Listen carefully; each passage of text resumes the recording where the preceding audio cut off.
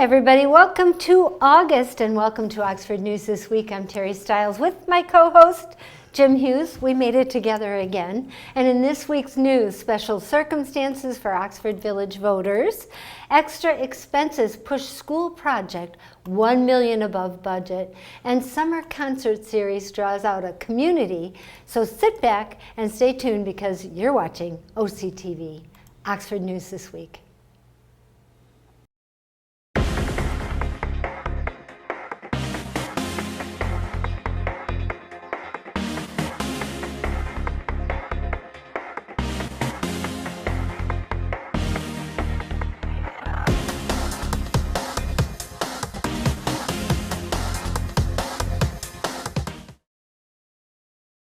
The races for both the Oxford Village Council and the Oxford Community School Board of Education are now set for November 5th general election. The filing deadline to have a name on the ballot in these nonpartisan races was late last month. The Oxford Village Council race was triggered special circumstances. There are 2 open seats in the village, each for a 4-year term, but only one candidate has filed to run. Council member Jacob Nicosia is seeking re-election, while Council member Lori Borgo, I'm sorry if I mess that up, is not. According to Village Clerk Terry Onika, if no village resident files to run as a write-in candidate, the Village Council will then look to appoint someone to fill the seat after the election results are certified. Write-in candidates have until 4 p.m. on the second Friday immediately preceding the election to file, so 1 week before. In the Board of Education race, there are 3 seats up for election on the 7-member school board, each for a 4-year term. 6 residents have filed to run, including Mike Aldred, who was appointed to the school board vacancy last month after the resignation of board member Mary Hanser and Heather Schaefer. School board members set policy, approve educational goals and curriculum changes, and provide direction to the superintendent, the new one, by the way. Jim? Well, the Oxford Township voters consider renewing police millage on the August 6th ballot. Addison Township voters have even more to think about. 3 proposals fill the Addison Township primary election ballot. The first fire department proposal asks voters whether to approve a 0.75 mil tax limitation that would increase the funding for capital improvements. For the Addison Township Fire Department, 0.75 mils means that for every $1,000 of taxable value, no more than 75 cents will go to the funding of the capital improvement. The last approved tax limitation was also 0.75 mils, but was also reduced due to state-required rollbacks, so this millage is asking voters to reapprove the same amount. The tax limitation will be levied for the next 6 years and will raise over an estimated $350,000. The second proposal is the fire department operating and advanced life support ambulance services proposed. It was also to reset the tax due to limitations to the level that it was prior. The 2.525 mils would be combined with the existing millage, increasing the tax limitation to create a millage rate of 3.75 mils for the next 4 years. And finally, Addison voters, township voters, will be asked to consider a library millage proposal. This proposal asks voters whether the annual millage for operating and maintaining and equipping the Addison Township Library should be increased to 0.20 mils. This is the increase only slightly over 0.01 and will extend for a period of 10 years. A lot of questions to be answered out in Addison Township in this next election. Terry? The Oxford Education and Innovation Campus project budget has increased by over $1 million after an electrical fire led to the necessary repairs. At the July 23rd meeting of the Oxford Community School Board of Education, Budget Director Courtney Markowski presented updates on the project. The Drainer Road property, formerly the Dominican Sisters Mother House, was purchased for $2.5 million in 2021. The former church will become the new home of Oxford Bridges High School, Oxford Virtual Academy, Loft, and the Technical Department. As of February, the budget was raised to over $4.5 $3 million, and since then, the necessary roof and other repairs following the electrical fire a few months prior has caused nearly $900,000 in expenses. Additionally, a parking lot renovation, furniture movement, hardware replacement, and other expenses pushed the budget about $1 million beyond the February numbers. Despite the fire-related setbacks, the project is still on track to finish before school starts later this month, though some furniture will not arrive until after that. Isn't that funny that it's furniture? The project puts the projected fund balance for the district at nearly $600,000, a number that the board president, Dr. Aaron Reese, said a sinking fund or millage could help grow. There is still a potential for reimbursement for the post-fire expenses. Jim? Throughout the last month, Oxford Township Parks and Recreation hosted several pop-up in the park events for kids and families. July is National Recreation Month, and the township has been celebrating the power of parks and recreation during the month of nearly 40 years. The year's theme is Where You Belong, which celebrates the many ways the park and recreation professionals across the country foster a sense of belonging in their community. This year, the finale was Tie-Dye Station at the Davis Family Farmers Market Pavilion at Seymour Lake Park, Township Park. Here, Recreation Supervisor, Enrichment and Special Events Coordinator Lauren Smith will tell you more about it.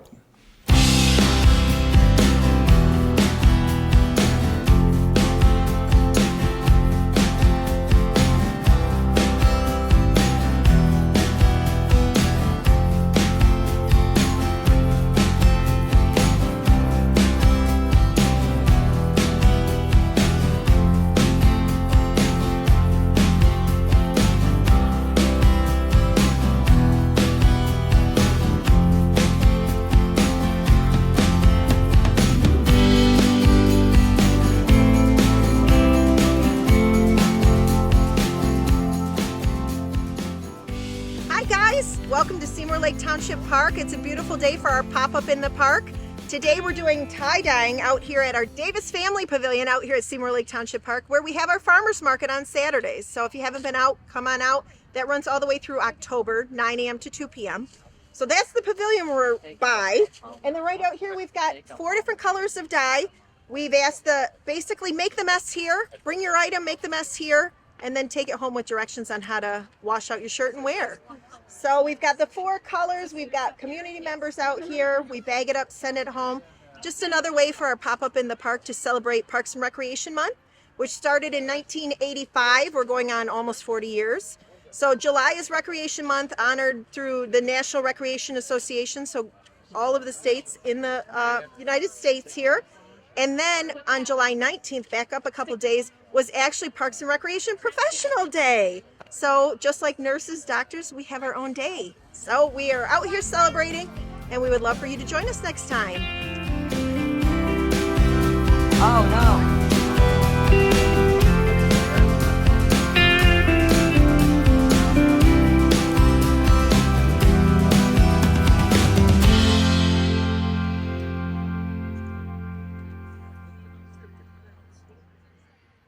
Stay tuned to the Oxford Township Parks and Rec Facebook page for more news about the upcoming event and programs and events that they have for that. Terry?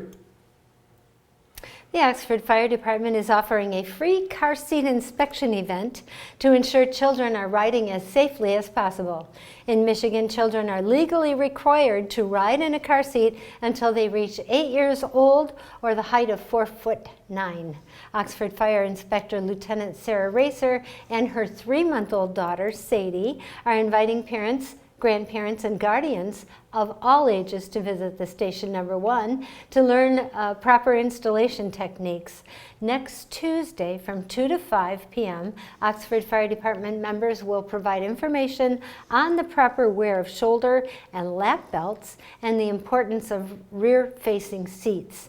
Lieutenant Racer said that about 75% of car seats that the department sees are not installed correctly, which means a crash could lead to serious injury or death. She also advised drivers to avoid using car seats past their expiration date or if they've been involved in a moderate to severe car crash. Car seat inspection appointments can be made on the Oxford Fire Department website. For more information about the car seat inspection event, please contact Lieutenant Racer at 248-969-9483. Jim? And in relation to that last story, some 34 years ago, don't forget to take the car seat to pick up the new baby. Oxford Addison Youth Assistance is launching a new mentoring program to help children gain self-confidence and communication skills called the Wildcat Cub Club. The program partners along with the Oxford Addison and Leonard Adult Volunteers with elementary school children. Oxford Addison Youth Assistance is seeking adult volunteers to join the program launching in the fall. Any compassionate adult who can donate 1 hour per week to support an elementary school child is welcome to apply as volunteer. Volunteers will assist such as activities as crafts, games, puzzles, as well as other academic support and engaging conversations. Volunteers are positive role models and supportive friends to children who could benefit from extra attention and encouragement. Oxford Addison Youth Assistance is seeking volunteers who are open-minded, consistent, patient, accepting, creative, empathetic, and are good listeners. To learn more about the program, contact the Oxford Addison Youth Assistance. Their phone number, real easy, 248-460-7011. Terry? A Farmington Hills man was arraigned last month for a crash in Oxford Township that killed a motorcyclist. 54-year-old Adnan Ali El-Jobi, I guess that's how you say it, I'm sorry if I mess that up, is charged with a moving violation causing death. The crash occurred at the intersection of North Lapeer Road and West Oakwood Road on the afternoon of May 1st. According to officials, Adnan was driving a Toyota on West Oakwood Road and failed to come to the complete stop at the flashing red signal at North Lapeer Road. When making a right turn onto Lapeer, he pulled in front of the 66-year-old Jamie Allen Hagedorn from Orion Township, who was operating a motorcycle.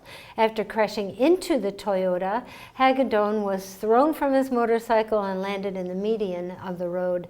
Hagedorn died from his injuries in the hospital. If convicted, the man faces up to a year behind bars. He was released on a $5,000 personal bond, and his next court date is August 21st. We'll keep you informed. Jim? In our Behind the Lens segment this week, concert brings out the community. These snapshots were actually by OCTV's Joseph Calhoun while he was covering one of the recent performances in the Concerts in the Park series. Toppermost, that's the Beatles tribute band, has been coming back to perform in Oxford for several years, created a crowd. What a way to spend the summer evening. Concerts in the Park, held in the downtown Oxford area, Centennial Park, every Thursday evening. Come on down, 6:30 to 8:30. Catch some of the previous concerts right here on OCTV. Visit the final 3 summer concert series through August 15th. And coming up in our last story, Terry will have it. It's a bird, it's a plane, wait. It's a lot of planes. Good stuff, huh? Sounds exciting. Can't wait. Stay there. We'll be back with more. Dave Kenny, he has his Auto Talk and Science in the News. We'll be back on OCTV in just a moment. Welcome to this edition of Auto Talk. I'm Dave Kenny, and this story is taken from Automotive News. Ford Motor Company is freshening the 2025 Maverick with a feature customers have clamored for since the compact pickup's introduction 3 years ago, an all-wheel drive option for the hybrid powertrain. The automaker is hoping the addition, plus a larger center screen, new tech, and updated design cues will help the small truck maintain its momentum, especially among first-time Ford buyers. Maverick sales are up 81% through the first half of the year, and Ford has scrambled to boost output as hybrids play an increasingly important role in its portfolio. The 2025 model will start at $27,890, including shipping, over $6,000 more than when it first launched. Order banks will have opened on August 1st. Deliveries are expected this year, Ford said. Maverick was a white space product. So when we set up, we had a good idea of what customer wanted, but we didn't have any feedback at that time. But now we do. James Gilpin, Maverick brand manager, told reporters at an event previewing the vehicle. We took that feedback to help make key decisions on the new product. An all-wheel drive option with the standard 2.5-liter hybrid engine was the #1 request from customers. Ford is offering it on the XL, XLT, and Lariat trims.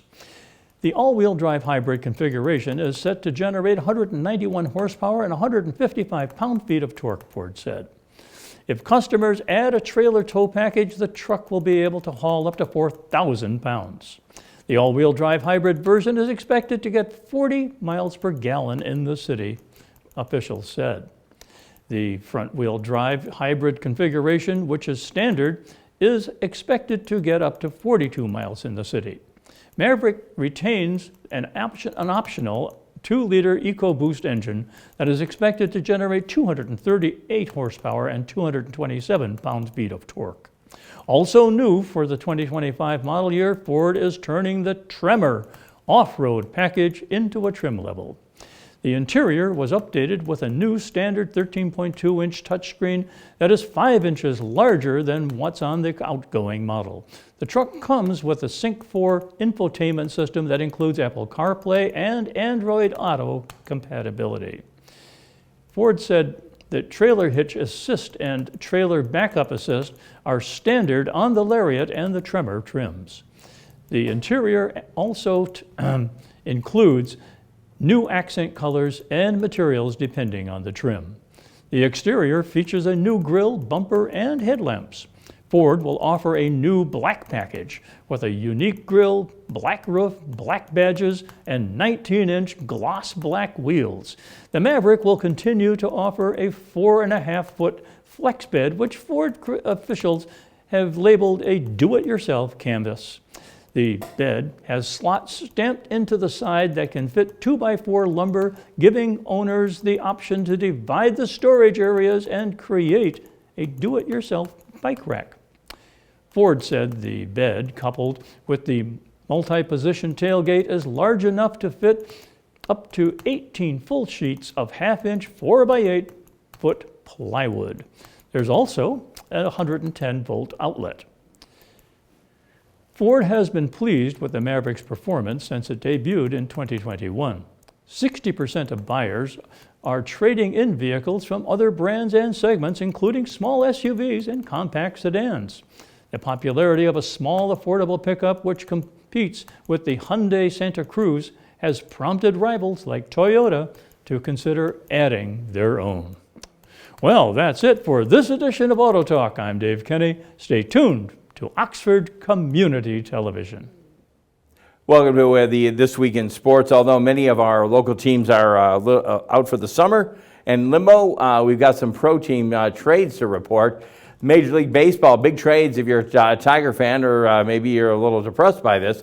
Deadline was this week with a day that came deals from the Detroit Tigers in what the Major League Baseball MLB.com called one of the biggest moves of the day. The Tigers traded right-handed pitcher Jack Flaherty to the Los Angeles Dodgers, gaining prospects in return. Detroit received the Dodgers' number 8 prospect, catcher and first baseman Thyron Lozano, and number 22, the prospect shortstop Trey Sweeney. Flaherty, 28-year-old, and currently in the middle of a bounce-back season with the 7-5 record and a 2.95 ERA. The pitcher could have nearly gone to the New York Yankees.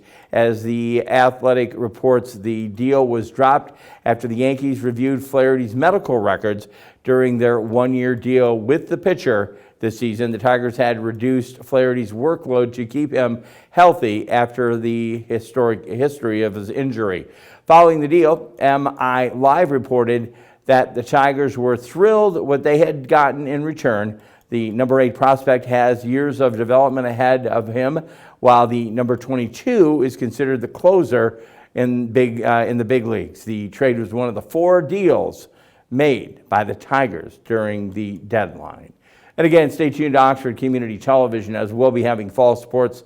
Oxford football, always a very popular sport we cover, and we're going to be trying to cover other sports as well, including swimming and diving. That wraps it up in sports on this edition of OCTV. Come back. Dave Kenny's got another segment, and Terry will have our last story. And our last story, it's a bird, it's a plane. Wait, it's a lot of planes. Stay tuned. That's coming up on Oxford News This Week. Welcome to Science in the News. I'm Dave Kenny, and this story is taken from New Scientist. The latest shingles vaccine may delay or possibly even prevent the onset of dementia more effectively than the older version. Being vaccinated against shingles has been linked to dementia protection before. Now it seems a vaccine called Shingrix, which has been available since 2017, reduces the risk of developing the condition in the next 6 years by 17% more than the risk reduction of an older vaccine called Zostavax. Shingles occurs when the varicella zoster virus, which causes chickenpox and stays in the body, becomes reactivated at a time when the immune system is weakened, such as when being stressed or having chemotherapy. This results in a painful rash, which can sometimes get infected or even scar. With the risk of shingles increasing with age, physicians generally recommend that people older than 70 receive a vaccination against the virus and a booster about 6 months later. Until 7 years ago, the most common vaccine, Zostavax, was based on a live virus. Studies found that this appeared to be associated with the reduced risk of dementia, although connections between different types of vaccines and dementia have been the subject of controversy. Recently, multiple countries have been phasing out Zostavax in favor of the more effective Shingrix. This is a recombinant vaccine where a small piece of DNA is taken from the pathogen and inserted into bacterial or yeast cells that produce the proteins. These trigger an immune response in the body. Wanting to know how this vaccine might affect dementia risk, Maxime Taquet at Oxford University and his colleagues collected the medical records of 103,837 individuals in the U.S. who were immunized after the launch of the recombinant vaccine in November of 2017, and another 103,837 who were immunized prior to that. Then they selected 100,532 people in each group, average age 71, who received a shingles vaccine during each time period and excluded anyone who received both types. When looking at the medical records following the first shingles vaccination, the team found that those immunized after November of 2017 were 17% less likely to develop dementia over the next 6 years than those who were vaccinated before. The reduced risk may have extended beyond the 6 years, but a fall in the number of participants meant the researchers didn't study that.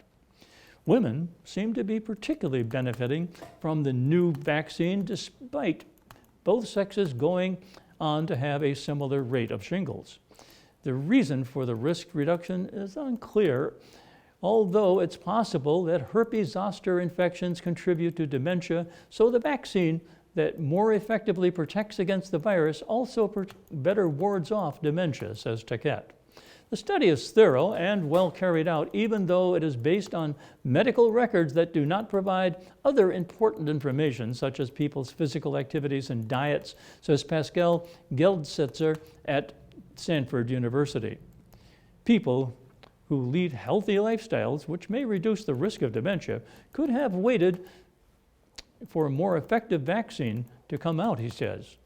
But Richard Lath at the University of Edinburgh in the UK points out that multiple kinds of vaccines are associated with reduced dementia rates. For example, the Bacillus Calamite-Guerin, or BCG vaccine, which protects against tuberculosis, can be used to treat bladder cancer, has been linked to 45% reduced rate of dementia risk. The risks, or the results that is, could therefore be due to vaccines giving the body a general immune boost rather than protection from shingles specifically, reducing our dementia risk, says Lath. Well, that's good news for people that get that vaccine. Well, that's it for this edition of Science in the News. I'm Dave Kenny. And in our last story this week, it's a bird, it's a plane, wait, it's lots of planes. The Oakland County International Airport's annual open house and air show is next Sunday from 9 a.m. to 4 p.m. The event was recently renamed the Festival of Flight and features 5 performances, including all-female skydiving team Misty Blues, individual and multi-plane flights, and a comedy show. The festival is free to attend, and those interested in boarding an airplane or helicopter can experience a flight for $50 per rider. Local rock bands Wanted will perform a live show beginning at noon and will also play the national anthem at the start of the air show. During the event, guests have an opportunity to explore various planes and military vehicles on display, including the historic 1928 Ford Tri-Motor aircraft and vehicles from World War II. Children can also enjoy a kids zone play area offered by Oakland County Parks. Festival of Flight organizers hope to excite the community about the business, pleasure, and military use of aviation and the ways aviation contributes to the local economy. I've done that show. I've been able to experience that. It is really cool. You had a good time? I think people should really, family friendly. It sounds like it's family friendly. It is very family friendly. I hate to digress, but going back to that car seat story you had. Yes. And like I said, I kind of said, you got to remember 34 years ago, young James, who's now 34, obviously, we were bringing him home from Beaumont and Royal Oak. Remembered everything, went to pick mom and the baby up, and the guy goes, "Where's the car seat?" And I was like, "Okay." Well, and we couldn't take him home once we had the car seat, and had to go back 4 miles the other way, grab the car seat, and come back. So. Well, at least you're only 4 miles away. Yeah, I got the dunce word that day, Well, you got him home. Exactly. And you've kept him safe all this time. And he's 34. He's 34. And our segment that we really have never labeled and that we like to find out, what is Terry listening to in the automobile? Right now, You're nil? I just ran out of book yesterday, and the new one hasn't come in yet, so I'm You know what you could try? You know what you could try? Listening to music. Oh, good. You can try the radio. You know, if there's a good radio station that does traffic if you want to. Oh yeah, WJ. Thank you. There you go. I am listening to Pandora, but WWJ is. Turn it on. Yeah, I'll give you some I'll either get you lost or get you home. And I could go, I know that guy. I know that person. We can all do that. We can all say that in Oxford that's listening to WWJ. Until you get the next book, right? Yep, I'm just waiting. And then you got a trip. You're going to take the kids up north, right? Well, yes, we're going to go up north. I have family coming in from California. It's busy month. I know, you're pretty active right now. August is already here. And let me say, because it is August, Kyle's birthday is this week. Happy birthday, Kyle. Joe Calhoun's birthday is this week. Happy birthday, Joe. Terry's birthday is on the 7th. Happy birthday, Terry. And Jim's is on the 10th. Happy birthday, Jim. And we also had 2 other Leos working here, which was Elgin and Alexis, right? Alexis. So there were 7 of us Leos. It's hard to get a word in edgewise around here. I'm that magic. You're the Beatles song, "Will You Still Love Me? Will You Still Need Me When I'm 64?" The 64. Okay. So I'm not telling you. I'm wishing myself to 65 because insurance really goes down at 65. I'm going to be 44. I knew it again. 44 again. Anyways, we put a candle in this cake, I think. Yeah. OCTV can be viewed on Spectrum Charter Channel 191, Channel 99 on the AT&T Uber system. Check us out on YouTube, Facebook, Rumble, the Amazon Fire Stick, and of course, my favorite, Roku as well. If you have a show idea or would like to volunteer, contact the offices at OCTV. Give our office a call at 248-628-9658. Special thank you going out to producer, director Kyle Snage, news writer, and I do say extraordinaire, Allison Miller, station manager Terry Stiles, for everyone here at OCTV celebrating birthdays or not. I'm Jim Hughes, hoping you have a safe week, and I invite you back next time. And again, we will take a look at Oxford News this week. Have a great week. Bye-bye.